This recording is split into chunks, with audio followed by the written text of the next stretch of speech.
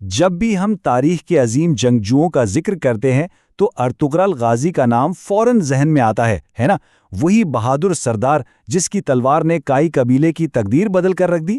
لیکن ہر چمکتی تلوار کے پیچھے ایک خاموش طاقت بھی ہوتی ہے۔ آج ہم اسی طاقت کی کہانی جانیں گے۔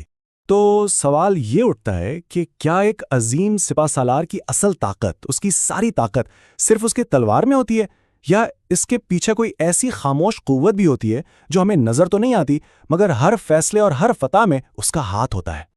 آئیے تاریخ کی ایک ایسی ہی انکہی داستان کو کھولتے ہیں۔ یہ کہانی ہے حلیمہ سلطان کی، وہ خاتون جن کے صبر، دعا اور وفاداری نے صرف ارطغرل غازی کو ہی نہیں بلکہ آنے والی ایک بہت بڑی سلطنت کے بنیادوں کو بھی مضبوط کیا۔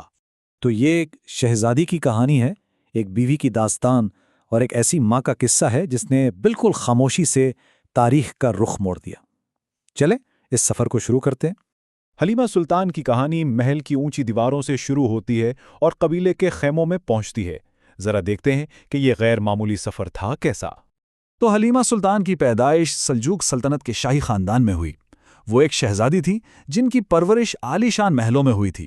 اس پس منظر کو سمجھنا بہت ضروری ہے کیونکہ تبھی ہم ان کے فیصلوں کی گہرائی کو جان پائیں گے۔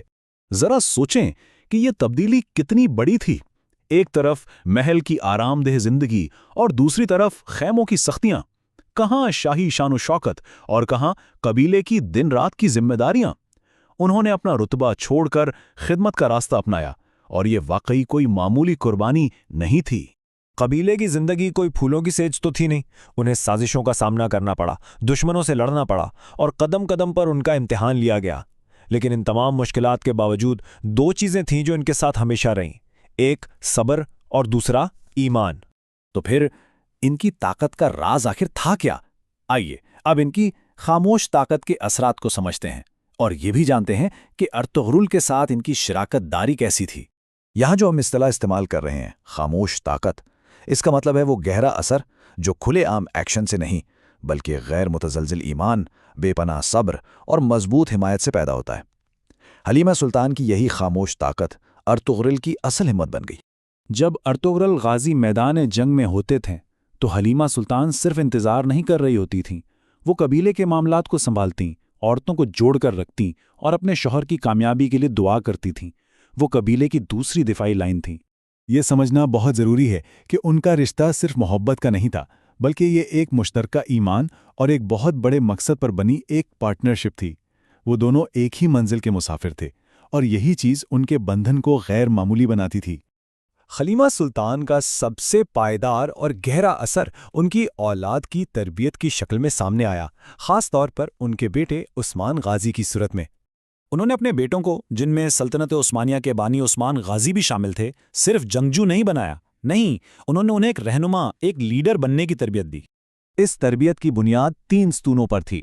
سب سے پہلا انصاف، یعنی ہر حال میں عدل کا دامن تھامے رکھنا۔ دوسرا ایمان، یعنی اللہ پر کامل یقین جو کبھی ڈگمگائے نہیں۔ اور تیسرا قیادت، یعنی لیڈرشپ، لوگوں کی رہنمائی کرنے کی صلاحیت۔ یہی وہ اصول تھے جو آگے چل کر عثمان غازی کی شخصیت کا حصہ بنے، اور یہیں سے ہم حلیمہ سلطان کے کردار کو تاریخ کی سب سے بڑی سلطنتوں میں سے ایک کی بنیاد سے جوڑتے ہیں۔ یہ کہنا بالکل غلط نہیں ہوگا کہ سلطنت عثمانیہ کی پہلی روشنی حلیمہ سلطان کے گھر سے نکلی۔ یہ ایک چھوٹا سا جملہ ہے لیکن اس میں ان کے کردار کا پورا خلاصہ موجود ہے۔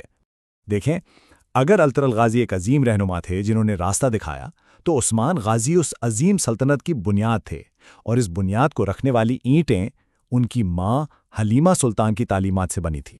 تو حلیمہ سلطان کی زندگی سے ہم کیا سیکھ سکتے ہیں؟ پہلی بات، صبر کمزوری نہیں ہے۔ دوسری، خاموشی بھی طاقت کی ایک شکل ہو سکتی ہے۔ اور سب سے اہم یہ کہ ایک ماں کا کردار تاریخ کا رخ بدلنے کی صلاحیت رکھتا ہے۔ تو جب ہم ارطغرل اور عثمان غازی کی بہادری کو یاد کرتے نا، تو یہ یاد رکھنا بھی اتنا ہی ضروری ہے کہ اس بہادری کی بنیاد حلیمہ سلطان کی خاموش طاقت، ان کے صبر اور ان کی دانائی نے رکھی تھی۔